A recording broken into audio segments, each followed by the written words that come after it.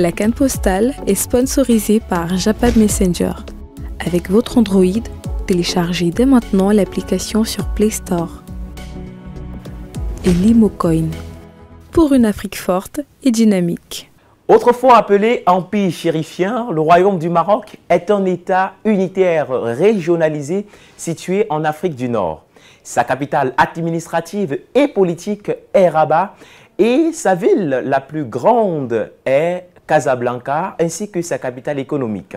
En incluant le Sahara occidental, le Maroc a une superficie de 710 850 km² pour une population avoisinant les 37 millions d'habitants. Par ailleurs, cette population est en majorité de confession musulmane. Les langues officielles du pays sont l'arabe et le berbère. Toutefois, on y parle également le français et l'espagnol. À la tête du royaume marocain, on retrouve le roi Mohamed VI et son chef du gouvernement, Aziz Akanouche. Le dirham est la monnaie du pays et l'agriculture est son activité économique principale. Le Maroc se compose de zones montagneuses et désertiques et il est l'un des seuls pays au monde avec l'Espagne et la France à comporter des rivages sur la mer Méditerranée d'un côté et l'océan Atlantique de l'autre. Le football est le sport le plus populaire et dont la pratique est la plus répandue dans le pays. La passion des Marocains pour ce sport n'a plus besoin d'être prouvée. Il suffit de se promener dans les rues et sur les plages du royaume pour s'en rendre compte. Son équipe nationale, baptisée les Lions de l'Atlas, détient un parcours remarquable en compétition internationale.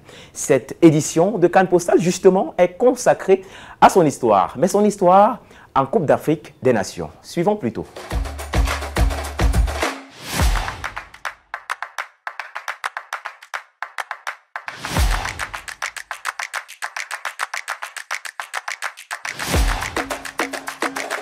Une seule CAN remportée par l'équipe nationale marocaine de football en 19 participations. C'était en 1976 que les Lions de l'Atlas, amenés par leur capitaine emblématique Ahmed Farras, ont soulevé leur premier titre continental en Éthiopie. Depuis lors, cette nation, jusqu'à ce jour, n'a plus eu à savourer le goût d'un sacre en Coupe d'Afrique des Nations, bien qu'ayant le plus souvent figuré parmi les meilleures équipes de cette compétition. Toutefois, le Maroc a atteint à plusieurs reprises les demi-finales de la CAN, notamment en 1980, battu par le Nigeria 1-0. En 1986, ils sont stoppés par les Pharaons d'Égypte 1-0 également. Et en 1988, cette équipe sera recalée par les Lions indomptables du Cameroun, toujours au même score, 1-0.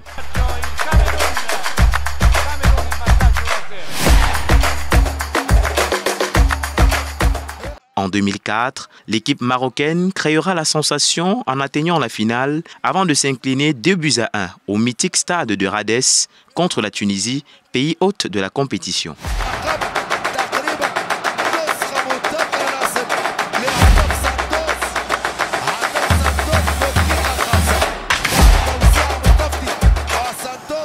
La participation constante et les performances solides du Maroc dans la CAN témoignent non seulement du talent des joueurs marocains, mais aussi de la qualité et de l'organisation générale de l'équipe nationale.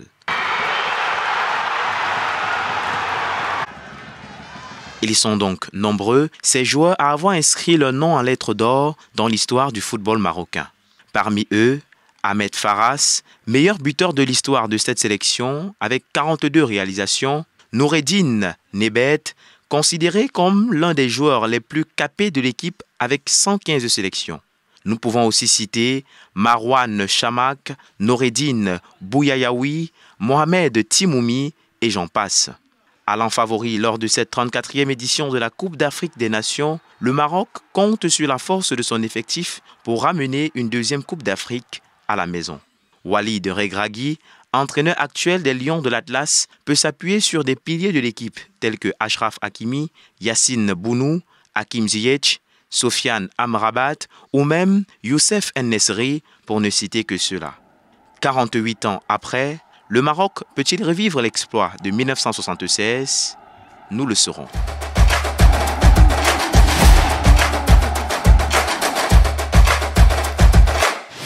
Mesdames, Messieurs, c'est la fin de cette édition de Cannes Postale. Merci de l'avoir suivi. Le contrôle orienté, et bien voilà, l'un des gestes les plus magnifiques dans le football. Et ce geste technique est réservé pour la plupart du temps au milieu de terrain afin de créer la largesse dans le jeu. Ceci pour le bon plaisir des fans et des téléspectateurs. Notre balle est toujours au centre et on se donne rendez-vous en Côte d'Ivoire pour le coup d'envoi. Bye bye.